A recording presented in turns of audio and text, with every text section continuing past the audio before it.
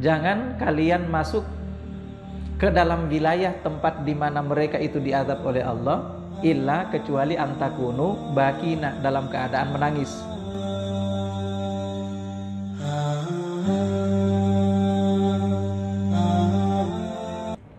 Bismillahirrahmanirrahim. Assalamualaikum warahmatullahi wabarakatuh.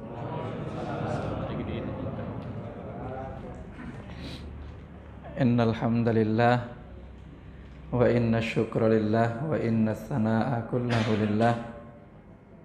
Tsumma assalatu wassalamu ala Rasulillah ala nabiyyina Muhammad ibn Abdullah alaihi afdhalus shalah wa atammut taslim wa la haula wa la quwwata illa billah.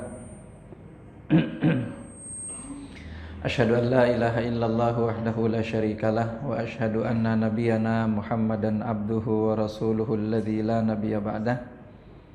Fa innahu qad addal amanah wa ballaghar risalah wa nasahal ummah wa jahada fi sabilihi haqqa jihadih hatta tarakana 'alal mahajjatil bayda lailuha kanahariha la yazighu anha illa halik. Allahumma allimna bima yanfa'una wanfa'na bima 'allamtana wa zidna ilma. Allahumma inna nas'aluka ilman nafi'a wa rizqan thayyiba wa amalan sholihan mutaqabbala. Allahumma amin. Semoga sehat selalu semuanya ya.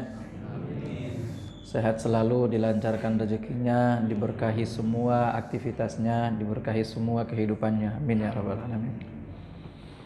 InsyaAllah malam ini kita lanjutkan kembali kajian kita dari tafsir surah Asy-Syams. Ayat yang terakhir kita bahas adalah ayat yang ke-10. Wa qad khaba man dassaha. Setelah Allah menyampaikan tentang konten dari apa yang ingin disampaikan, sumpahnya yang diawali dengan sumpah itu bahwa qad aflaha man zakkaha wa qad khaba man dassaha. Beruntung orang-orang yang man zakkaha, membersihkan, mensucikan. Apa yang disucikan? Jiwanya. Wa qad khaba man dassaha, dan merugi orang-orang yang mengotorinya. Kita sudah jelaskan makna dari qad aflaha man zakkaha wa qad khaba man dassaha. Setelah Allah menyampaikan tentang persoalan ini, lalu di ayat berikutnya Allah beralih ke kaum Tsamud. Para mufassirin mengatakan hubungan antara ayat sebelumnya dengan ayat ini bahwa inilah contoh dari kaum yang tidak membersihkan jiwa mereka, dan dampak dari hal itu adalah dimurkainya mereka oleh Allah Subhanahu wa ta'ala. Jadi kita akan lihat Allah mengatakan di ayat yang ke-11, kadzabat Tsamudu bitaghwaha. Kadzabat, kadzaba yukadzibu sudah kita jelaskan. Itu lawan kata dari saddaqa yusaddiqu. Kalau saddaqa yusaddiqu artinya membenarkan dan menjalankan. Jadi bukan sekedar membenarkan tapi menjalankan. Maka kadzaba yukadzibu itu tahu tapi tidak dijalankan. Itu kadzaba yukadzibu. Atau boleh jadi malah yang dilakukan adalah sebaliknya. Itu kadzaba yukadzibu. Nah, sudah sering kita sampaikan bahwa kaum Tsamud ini tahu tentang keesaan Allah, tahu bahwa semua karunia yang Allah kasih itu benar-benar rezeki yang Allah kasih, artinya tidak murni kekuatan mereka. Mereka paham tentang itu semuanya. Tapi kemudian apa yang mereka lakukan kebalikan dari keyakinan mereka itu. Itulah yang disebut dengan kadzabat. Sebetulnya kaum Tsamud ini belum jauh dari kaum Nabi Nuh alaihi salam. Jadi tiga kaum pertama yang Allah utus di tengah-tengah mereka Nabi, itu yang pertama Nabi Nuh alaihi salam. Lalu setelah ini dibinasakan, kaum yang berikutnya disebut kaum Ad. Sudah kita sampaikan, kaum Ad ini menempati bagian selatan dari Jazirah Arab, di bagian Yaman, daerah selatan ya dari Jazirah Arab di bagian Yaman, yang sekarang kita kenal dengan istilah Hadramaut. Itu ya, badan mereka dibikin gede raksasa oleh Allah. Lalu setelah kaum ini dibinasakan oleh Allah, muncul kaum yang berikutnya, ini yang ketiga, yaitu kaum Samud. Mereka ini disebut kaum Samud karena ini adalah anak keturunan dari Samud. Ya, dulu kan nama suku itu diambil dari nenek moyang. Nah, nama nenek moyang yang menonjol itulah yang dipakai untuk menyebut nama satu suku. Jadi kaum ini disebut kaum Ad. Kaum Samud, mohon maaf. Samud itu adalah Samud bin Athir. Jadi Samud itu putra dari Athir, kemudian Athir itu putra dari Iram. Karena ada ayat yang mengatakan Irama Zatil Imad. Ya, suku Iram yang memiliki imad. Imad itu gunung-gunung yang mereka pahat. Itu Iram ya. Nah, ini sekali lagi Samud itu putra daripada Athir, Athir itu putra dari Iram, dan Iram itu putra dari Sam. Sam itu siapa? Sam itu putra Nabi Nuh alaihi salam. Jadi kalau pasca banjir bandang itu 3 putra Nabi Nuh ini tersebar, maka Sam ini ternyata menempati daerah Arab. Daerah Arab itu Asia apa namanya? Asia Barat. Asia Barat dia. Yaitu daerah itu. Jadi Sam itu menempati daerah itu. Nah, keturunannya ya ini. Dimulai dari tadi itu kaum Ad dulu. Baru kemudian karena ada hubungannya. Nenek moyang daripada kaum Samud ini sebetulnya ada hubungannya dengan kaum Ad tadi itu. Jadi karena silsilah keturunan mereka ini masih nyambung, berarti sebetulnya belum terlalu jauh. Meskipun ya kita nggak bisa bayangkan, nggak bisa bandingkan ya dengan usia kita hari ini. Usia mereka itu kan dulu masih sampai ratusan tahun ya. Jadi kalau misalnya generasi kedua, itu udah ratusan tahun generasi keduanya itu Pak. Kalau kita generasi kedua kan masih 20 tahun, 30 tahun juga sudah ada generasi kedua kan. Kalau mereka sampai ratusan tahun.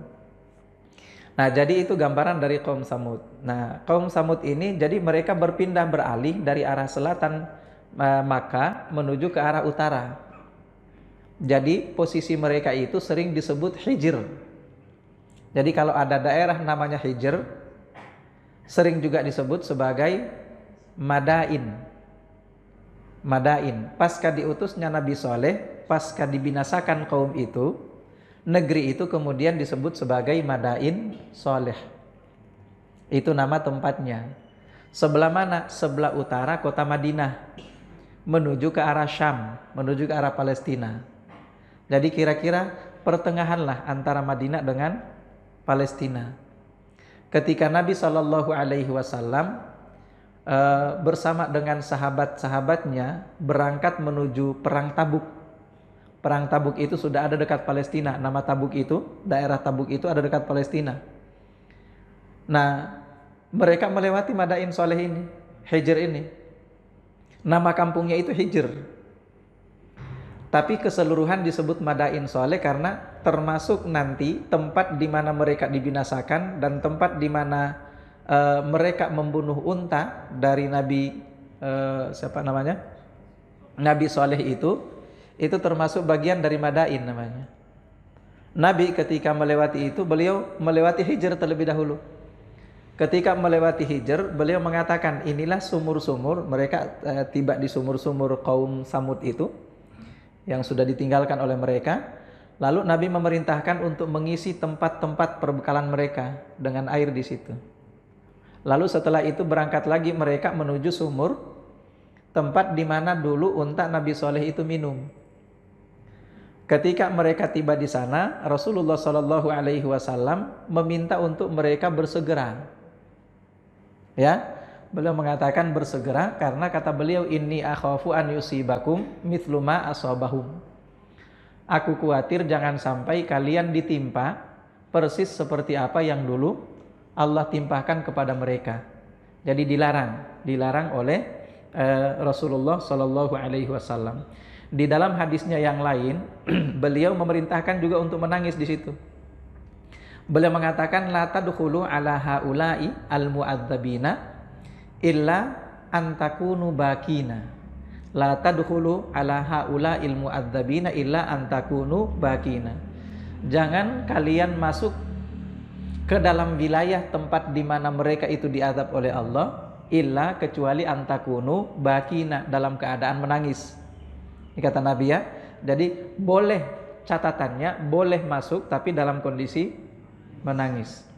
Lalu Rasulullah sallallahu alaihi wasallam melanjutkan, fa illam takunu bakina fala tadkhulu alaihim. Kalau kalian tidak bisa menangis, enggak usah masuk. Bisa dipahami kira-kira?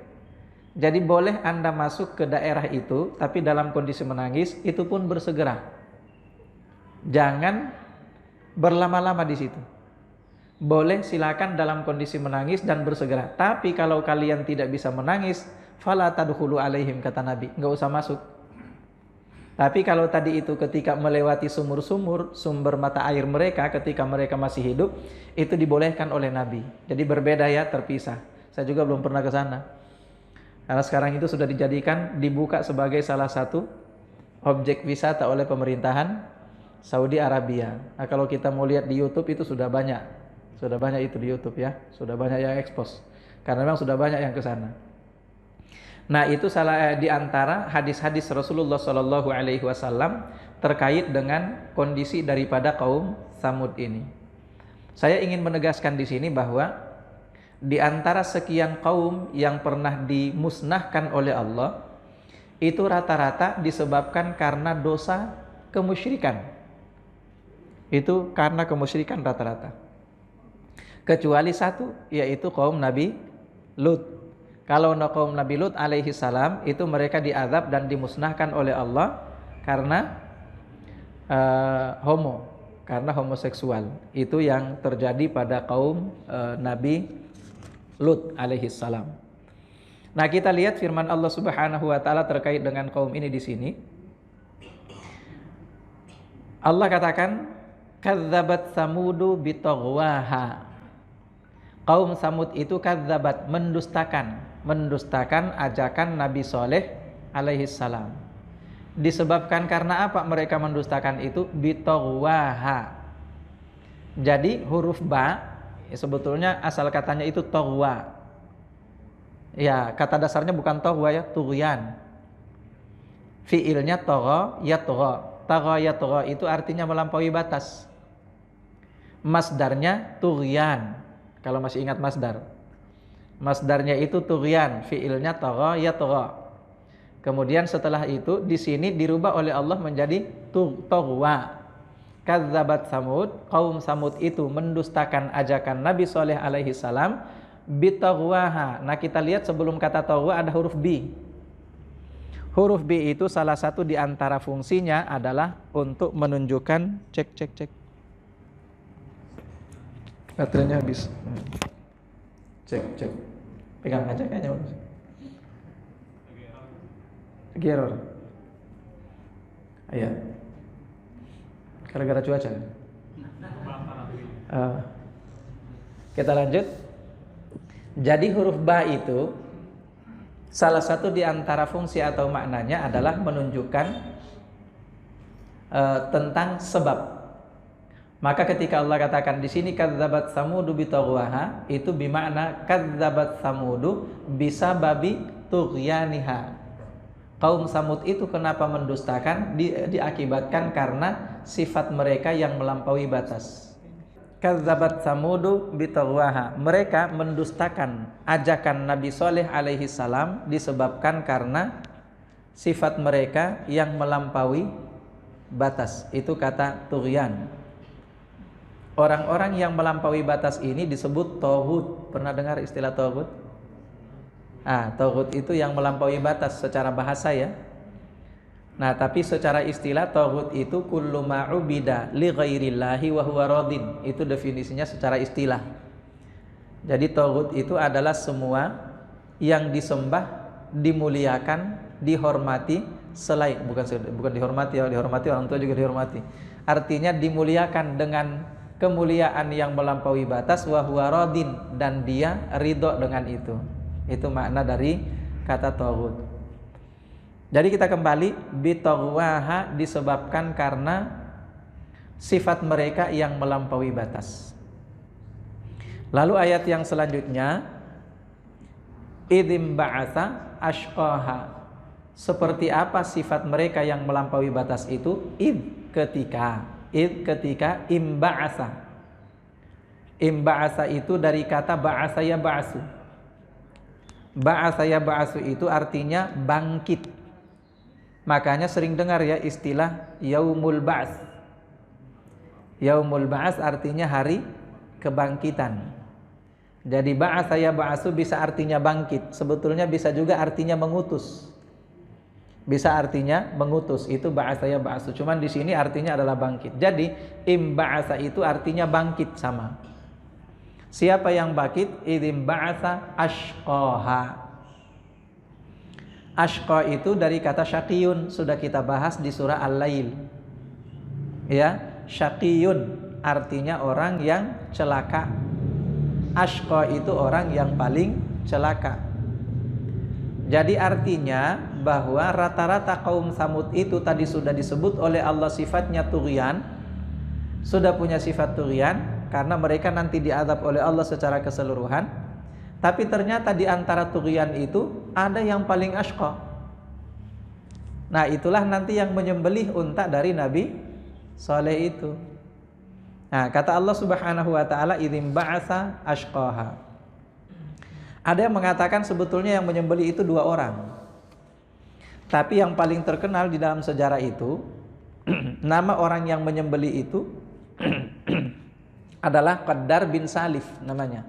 Qaddar bin Salif. Itu orang yang menyembelih, dan inilah yang dimaksud dengan ashqaha. Ya, paling celakanya. Jadi semuanya sudah celaka, ini paling celaka pula. Jadi paling celaka di antara yang celaka. Kira-kira begitu. Paling celaka di antara yang celaka. Namanya Qaddar bin Salif. Qaddar bin Salif ini, jadi ketika Nabi Saleh sebetulnya mengajak mereka untuk beriman kepada Allah Subhanahu wa taala, saat itu mereka meminta mukjizat. Coba tolong tunjukkan, karena memang rata-rata pengikut Nabi itu bukan pengikut. Rata-rata kaum dari setiap nabi yang diutus oleh Allah itu, mereka sebetulnya meminta mukjizat itu bukan karena tidak percaya, tapi karena pengen nyari alasan bagaimana agar mereka bisa membuktikan bahwa nabi yang ada di tengah mereka itu bukan nabi. Sebetulnya tujuannya itu, artinya nyari celah. Mereka itu nyari celah. Kenapa kita katakan bahwa mereka nyari celah? Karena rata-rata permintaan mereka itu dipenuhi oleh nabi-nabi yang mereka minta itu. Tentu melalui bantuan dan pertolongan dari Allah dengan cara diturunkan mukjizat itu. Tapi setiap kali mukjizat itu muncul di tengah-tengah mereka, tidak pernah membuat mereka mau ikut. Kan begitu. Iya, Nabi Muhammad SAW juga paling banyak itu dimintai kayak gitu.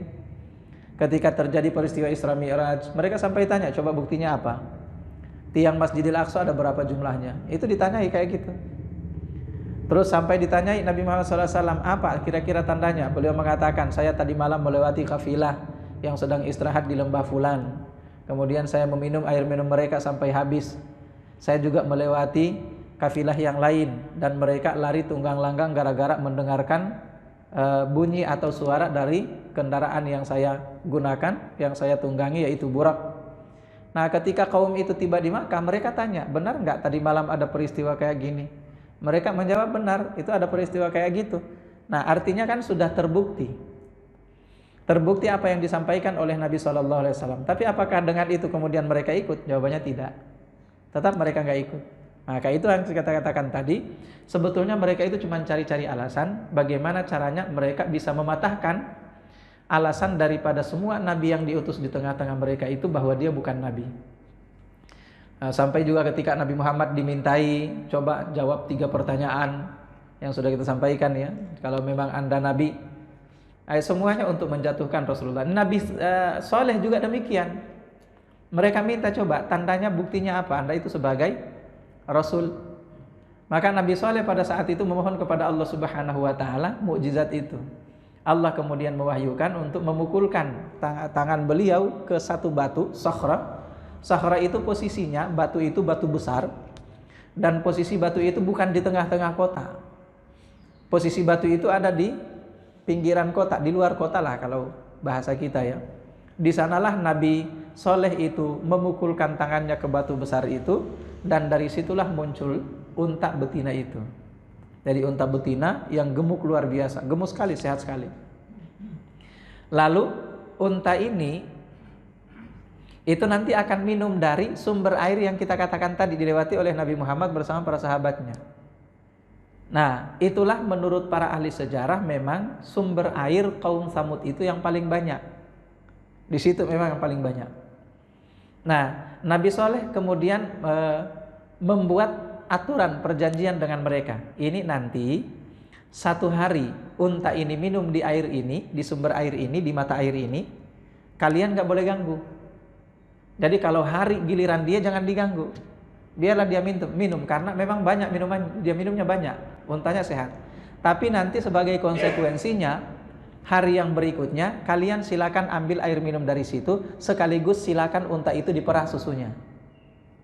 Jadi mereka memerah susu daripada unta itu. Mereka minum air susunya sebetulnya. Jadi artinya apa? Meskipun di satu sisi mereka punya alasan yang mereka buat-buat tentunya ya. Mereka membunuh unta itu dengan alasan bahwa ternak mereka nggak kebagian air. Ternak mereka nggak kebagian air. Tapi sebetulnya sekali lagi itu alasan yang dibuat-buat. Karena jangankan unta mereka, orang mereka sendiri saja sejahtera kok dengan itu. Mereka memeras itu nggak habis-habis susu dari unta yang mereka peras itu. Nggak habis-habis, semua bisa minum dari susu unta itu. Tapi sekali lagi karena mereka tadi itu punya sifat tughyan, sehingga mukjizat sebesar apapun, semasuk akal apapun ditampilkan di hadapan mereka tetap saja tidak percaya. Nah, maka imba'atsa ashqaha, bangkitlah ashqaha, orang yang paling celaka di antara mereka. Lalu setelah dia bangkit, apa yang dia lakukan? Disembeli unta itu. Tapi kita lihat dulu lanjutan ayatnya. Faqala lahum Rasulullahi naqatallahi wa suqiyaha. Faqala lahum, maka berkata kepada mereka. Siapa yang berkata? Nabi Saleh berkata kepada mereka. Rasulullah di sini ya, Rasulullah yaitu utusan Allah. Apa yang dikatakan oleh Nabi Saleh? Naqatallahi, untanya Allah. Wasuqiyaha, suqiya itu artinya tempat minumnya. Yang dimaksud adalah sumber mata air di mana unta tadi itu minum. Ini yang dimaksud adalah apa? Peringatan dari Nabi Soleh bahwa satu, jangan kalian ganggu unta itu. Jadi ihzaru naqatallah. Sebetulnya ada yang terhapus di sini ya. Jadi kalau kita bahas tafsir dari ayat-ayat Al-Quran itu, nanti akan kita temukan model-model semacam ini ya. Model semacam itu maksudnya gini. Ini Nabi Soleh mengatakan naqatallahi wa suqiyaha. Itu kalau kita kan gak nyambung tuh. Maka Rasul mereka mengatakan kepada mereka, apa yang dikatakan Rasul mereka? Untanya Allah dan tempat minumnya. Mengerti gak kira-kira itu? Untanya Allah dan tempat minumnya. Gak ngerti kita Pak. Tapi kalau Anda paham bahasa Arab, Anda akan tahu dari mana itu taunya. Perhatikan harakatnya. Naqatallahi, harakatnya fathah. Ya, disebut di dalam bahasa Arab mansub. Ya, yang hukumnya mansub itu posisinya sebagai apa? Yang paling umum posisi mansub itu adalah objek. Ya, disebut maf'ulun bihi.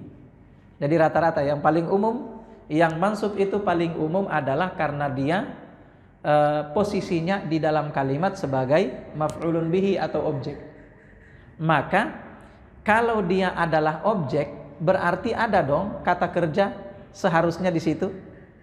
Tidak mungkin ada objek kecuali ada kata kerja sebelumnya atau disebut sebagai fi'il. Maka model semacam inilah yang dalam ilmu nahwu disebut muqaddar. Muqaddar itu artinya dikira-kira, ada yang terhapus. Apa yang terhapus di situ? Fi'il. Fi'ilnya apa? Ihdharu. Ihdharu itu artinya apa? Jaga. Atau boleh juga hati-hati. Jagalah, hati-hatilah, waspadalah dengan naqatallahi, untanya Allah. Ini sekali lagi kalau kita baca tafsir ya, kitab-kitab tafsir, tapi biasanya masih berbahasa Arab seperti itu tuh. Karena kalau dijelaskan pakai bahasa Indonesia, wallahu alam, bisa dipahami atau tidak, yang menjelaskannya juga bisa atau tidak, wallahu alam. Contoh misalnya kalau kita lihat ketika kita baca awal surah itu kan biasanya ya seharusnya kita baca Bismillahirrahmanirrahim. Coba perhatikan kalimat itu. Bismillahirrahmanirrahim. Apa artinya itu? Bismillah, dengan nama Allah. Ar-Rahman, Maha Pengasih, Ar-Rahim, Maha Penyayang. Paham gak tuh? Ada apa dengan nama Allah? Nah, maka di sini harus ada yang terhapus. Karena kalimat itu dalam bahasa Arab, kalimat itu ada dua macam. Pertama, dalam bahasa Arab ada yang disebut sebagai jumlah fi'liyah. Kalimat fi'liyah. Dalam bahasa Inggris mungkin disebut kalimat verbal. Ya. Kemudian kalimat fi'liyah itu artinya kalimat yang dibuka dengan kata kerja. Itu yang pertama, diawali dengan kata kerja. Kalau diawali dengan kata kerja, maka otomatis harus ada subjeknya, pelaku, disebut fa'il. Nah, itu sudah lengkap tuh. Tapi kalau kalimat yang membutuhkan maf'ulun bihi atau objek, maka dia butuh objek juga untuk lengkap. Ini jumlah atau model bentuk kalimat pertama dalam bahasa Arab. Bentuk kalimat yang kedua disebut jumlah ismiyah. Jumlah ismiyah itu adalah kalimat yang tidak ada fiil di situ. Jadi dia cuma subjek saja sama predikat. Dia subjek sama predikat, tapi nggak ada kata kerja. Misalnya rumah itu bagus, ya kan nggak ada kata kerja kan? Rumah itu bagus. Pak Hardo dermawan, misalnya gitu ya. Pak Hardo dermawan. Itu kalimat fi'liyah namanya. Kalimat ismiyah, mohon maaf, kalimat ismiyah. Nah sekarang kalau Anda perhatikan, cuma dua itu model kalimat ya. Sekarang kalau Anda perhatikan tadi, Bismillahirrahmanirrahim, itu kalimat bukan? Dengan nama Allah yang Maha Pengasih, yang Maha Penyayang. Ada apa dengan nama Allah? Nah maka di sini harus ada yang terhapus. Apa yang terhapus? Pada umumnya mufassirin mengatakan Bismillahirrahmanirrahim itu muqaddar, takdirnya itu adalah abda'u bismillahirrahmanirrahim. Artinya abda'u itu saya memulai. Saya memulai bismillahirrahmanirrahim dengan nama Allah yang Maha Pengasih, yang Maha Penyayang. Bisa dipahami ya? Itu model-model apa yang disebut di dalam ilmu tafsir sebagai muqaddar tadi itu. Ada yang terhapus. Nah kita kembali ke ayat ini. Faqala lahum Rasulullah. Rasulullah yaitu Nabi Saleh mengatakan kepada mereka naqatallah. Yaitu saya sudah katakan tadi takdirnya ihdharu naqatallah. Jagalah untanya Allah itu wasuqiyaha, jaga pula tempat minumnya atau mata air tempat di mana dia minum. Tapi apa yang terjadi? Tidak diindahkan, diabaikan peringatan itu. Maka Allah katakan di ayat berikutnya, fakadzabuhu. Nah, mereka tahu bahwa ini untanya Allah karena mereka saksikan sendiri itu keluar dari batu. Tidak ada sejarahnya Nabi Saleh tiba-tiba beli unta. Kalau ada sejarah, dulu kan orang kalau beli unta pasti ketahuan lah. Orang daerahnya kecil-kecil kayak gitu, ya kan? Dan untanya juga beda. Nah, mereka tiba-tiba menyaksikan langsung. Yang tidak menyaksikan langsung sekalipun mereka tahu ini unta bukan dari situ. Nah, diingatkan oleh Nabi Saleh, jaga ini. Jadi biarkan dia sehari minum, kalian minum sehari berikutnya, lalu kemudian diperah susunya, dijaga terus itu karena ini naqatallah, untanya Allah. Namanya untanya Allah berarti kan bukan untanya manusia. Ya. Tapi fakadzabuhu, mereka mendustakannya. Nah, tadi sudah kita sampaikan, sebagian ahli sejarah mengatakan yang menyembeli unta itu satu orang. Yang membunuhnya ya, mohon maaf, yang membunuhnya. Tapi ada mengatakan dua orang. Yang satu memanah kakinya terlebih dahulu, yang satu kemudian menusukkan pedang di perut unta itu. Jadi, saya cuma menemukan ada dua itu. Para ahli sejarah mengatakan ada yang mengatakan satu orang, ada yang mengatakan dua orang. Tapi sekarang perhatikan di sini di ayat ini. Allah katakan fakadzabuhu. Lalu mereka mendustakannya. Tadi itu mendustakannya sudah kita jelaskan ya. Apa yang diperintahkan, yang mereka lakukan sebaliknya. Itu artinya mereka mendustakan. Pertanyaannya, kenapa yang ngelakuin dua orang, tapi yang mendustakan di sini disebutnya banyak? Mereka mendustakannya. Nah, itu jawabannya adalah karena yang lainnya ridho dengan perlakuan itu. Jadi ketika ada seseorang yang menyaksikan dosa terjadi dan dia ridho dengan dosa itu dengan dosa yang terjadi itu, tidak ada sama sekali kebencian di dalam hatinya, tidak ada sama sekali upaya untuk mencegahnya, maka dia termasuk bagian dari kaum itu. Bisa dipahami?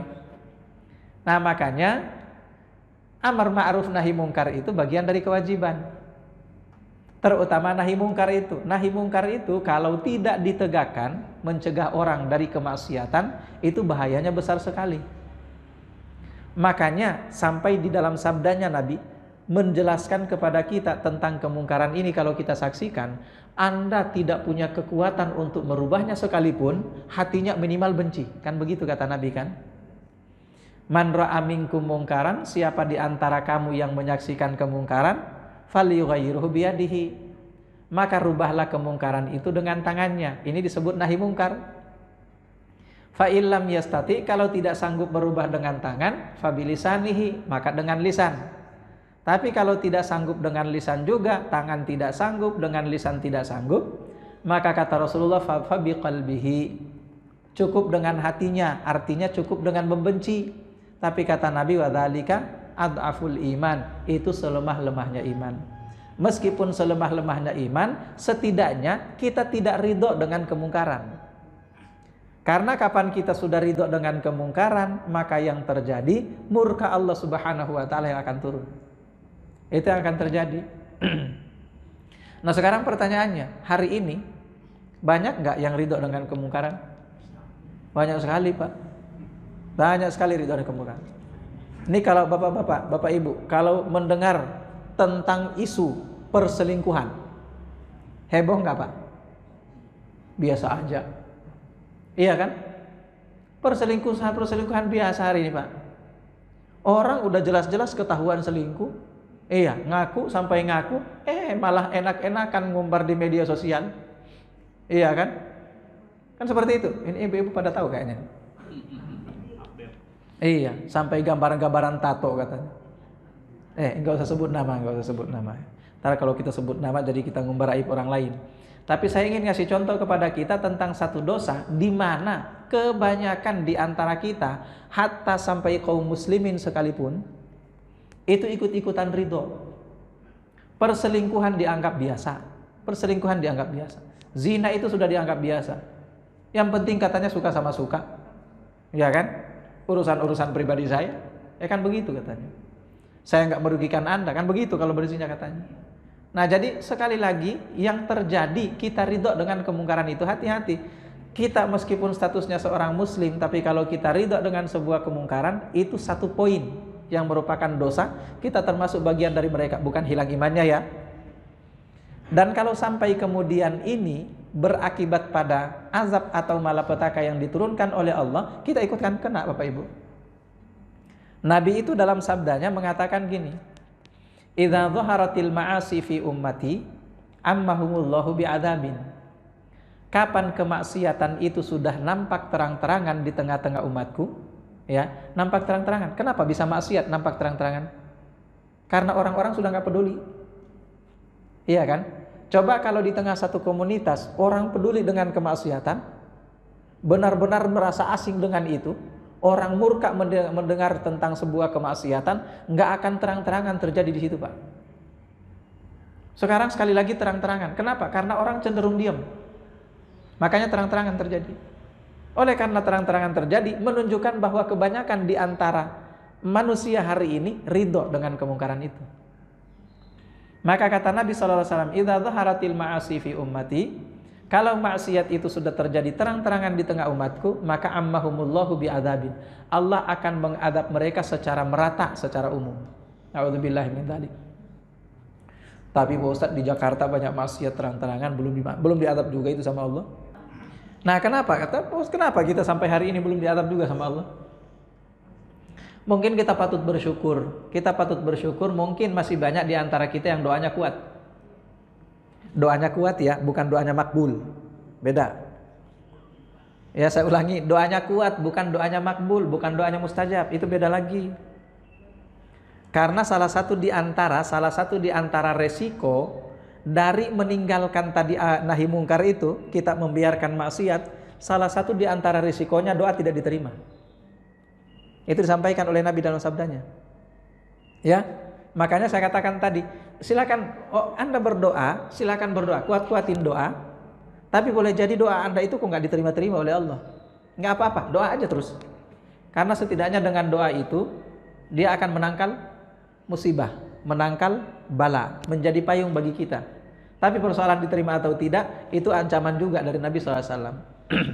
Beliau SAW mengatakan gini, la ta'murunna bil ma'ruf. Silakan kalian beramar ma'ruf. Ajak orang-orang melakukan kebaikan. Anda sudah ikut ngaji, ajakin orang lain untuk ngaji. Anda sudah sholat, ajakin orang lain untuk sholat. Anda sudah rajin baca Quran, rutin baca Quran, ajakin juga orang untuk rutin baca Quran. Anda sudah menunaikan kewajiban Anda dengan baik, ajakin juga orang lain untuk menunaikan kewajiban dengan baik. Itu pertama. Lalu kata Nabi, wala tanhauna 'anil munkar. Nah, yang kedua nih. Dan nahi mungkar juga, tegakkan juga kewajiban nahi mungkar. Cegah orang yang melakukan maksiat, jangan didiamin. Tapi Pak Ustadz, kalau saya cegah orang melakukan maksiat, malah dia jawab kayak Anda nggak kayak gitu juga dulu. Kan dulu kayak gitu juga. Kan ada yang mengatakan gitu kan? Nggak apa-apa, udah larang aja. Resikonya siapa suruh juga masa lalunya nggak benar. Begitu kan? Tapi tetap aja tegakkan itu. Nahi mungkar ditegakkan, cegah kemungkaran itu. Kata Nabi SAW, kalau dua kewajiban ini ditinggalkan, dua kewajiban ini diabaikan, maka kata beliau, la yusallitannallahu alaikum syirarakum. Nanti Allah akan memunculkan pemimpin di antara kalian. Ini ancamannya ya. 3 ancamannya dalam hadis itu. Allah akan memunculkan di antara kalian pemimpin yang berasal dari orang yang paling jahat di antara kalian. Coba itu, resiko dari apa? Resiko dari meninggalkan 2 kewajiban besar, amar ma'ruf nahi mungkar. Makanya jangan menyesal kalau pemimpinnya hari ini bukan seperti yang kita kehendaki. Boleh jadi karena kita abai dengan amar ma'ruf, kita abai dengan nahi mungkar. Itu ancaman pertama. La yusallitannallahu alaikum syirarakum. Allah akan memunculkan pemimpin di antara kalian, orang yang paling buruk, yang paling jahat di antara kalian. Ancaman kedua kata Nabi, fala yasumunnakum su'al adzab. Karena pemimpin yang muncul itu yang paling buruk, paling jahat, paling zalim, maka akibat keburukan mereka, kejahatan mereka, kezaliman mereka, itu akan jadi adab yang paling luar biasa bagi kalian. Jadi rakyat menjadi sasaran adab dari mereka. Itu ancaman kedua. Ingat, pangkal permasalahannya adalah mengabaikan 2 kewajiban besar, amar ma'ruf nahi mungkar. Apakah sampai di sini? Tidak. Ancaman ketiga, kata Nabi SAW, summa yad'ullaha khiyarukum. Ketika kondisi sudah semacam itu, tiba-tiba orang-orang yang baik di antara kamu, yang masih soleh, rajin sholat, ya, orang bertakwa, berdoa kepada Allah Subhanahu wa taala. Tapi apa kata Nabi? Falam yustajabu lahum. Doa mereka enggak diterima lagi oleh Allah Subhanahu wa taala. Tapi ingat, meskipun doa kita tidak diterima lagi oleh Allah, terus berdoa. Karena setidaknya ada fungsi lain dari doa itu, yaitu tadi apa? Menangkal musibah, menangkal bala, menangkal adab yang diturunkan oleh Allah Subhanahu wa taala. Jadi kita lanjut. Kenapa di ayat ini Allah katakan fakadzabuhu fa'aqaruha. Nah, di sini kan aqaruha. Aqara itu artinya menyembelih. memotong, itu aqara. Mereka kemudian mendustakan peringatan itu, lalu menyembelih unta itu. Allah membuat bentuk fiil di dalam ayat ini, subjeknya adalah mereka semuanya. Kenapa? Sekali lagi, karena semua ridho dengan perbuatan yang dilakukan oleh dua orang itu.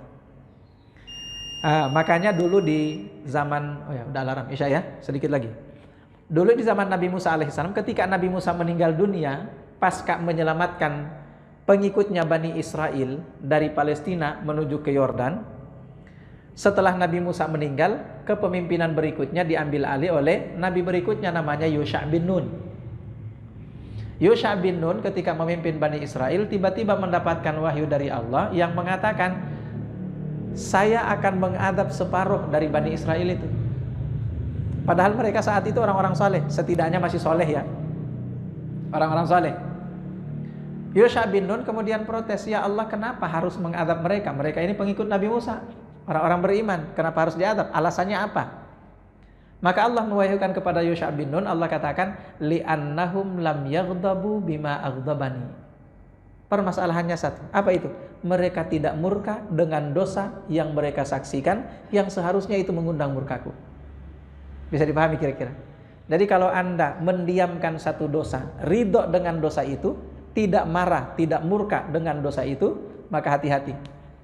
Boleh jadi apa yang akan ditimpakan oleh Allah kepada si pelaku dosa itu, kita juga ikutan kena. Itu akibatnya ya. Jadi fa'aqaruha fakadzabuhu fa'aqaruha, lalu fadamdama alaihim, kita selesaikan dulu ya. Fadamdama alaihim rabbuhum bidzambihim fasawwaha. Allah Subhanahu wa taala kemudian damdama alaihim. Apa itu arti damdama? Damdama itu artinya azab demi azab. Jadi kalau kita bertubi-tubi, sudah jatuh dihimpit tangga, itu damdama. Damdama alaihim rabbuhum bidzambihim. Bidzambihim disebabkan karena dosa-dosa mereka. Maka kalau kita kumpulin ayat-ayat yang bercerita tentang bagaimana Allah membinasakan kaum Samud ini, maka satu, mereka dibinasakan pertama melalui petir yang kencang luar biasa. Itu satu. Lalu yang kedua, apakah cukup dengan petir? Tidak. Dengan suara teriakan yang keras sekali. Itu dua.